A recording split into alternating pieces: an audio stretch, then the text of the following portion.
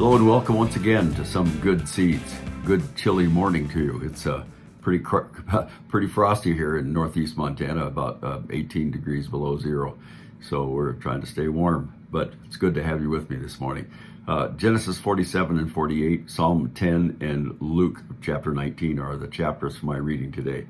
And from the 47th chapter, verse 14 of the book of Genesis, there's a verse that I just want to touch on this morning. And Joseph gathered up all the money that was found in the land of Egypt and in the land of Canaan for the grain which they bought for the grain which they bought. And Joseph brought the money into Pharaoh's house.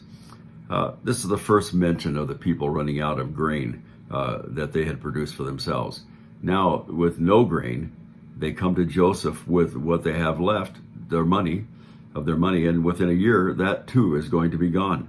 So then finally, they have nothing left but their land and themselves, their bodies. So they then come to Joseph and sell their land and their very lives. And from that point on, the famine is still continuing. They are going to virtually be leasing their land and their bodies from Pharaoh, and will have to give 20% of that profit to Pharaoh to put into his coffers.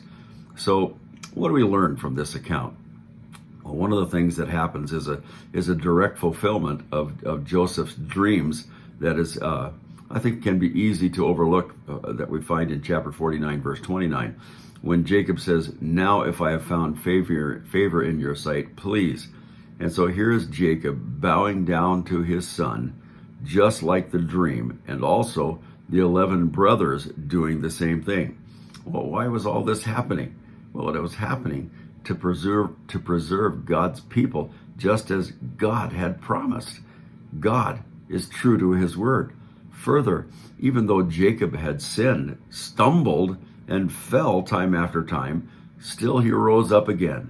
And upon the anvil of affliction and chastisement from the Lord, in spite of all of that, his soul was restored, and on his deathbed he was ready to meet God, and he died blessing his sons.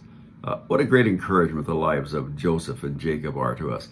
I mean, when you think about all these things, and I am just captivated by this thought about the anvil. Wow, the anvil of affliction. What might we be going through that is molding and shaping? It sometimes feels like we're being hammered on that anvil. What is the purpose? What is God endeavoring to produce in our lives? Christ-likeness in you and me. And I pray the Lord will help us to submit ourselves and allow him to do in us what he is endeavoring to do, that we might be molded and shaped into the image of Jesus Christ. Amen. May the Lord richly bless you today, I pray.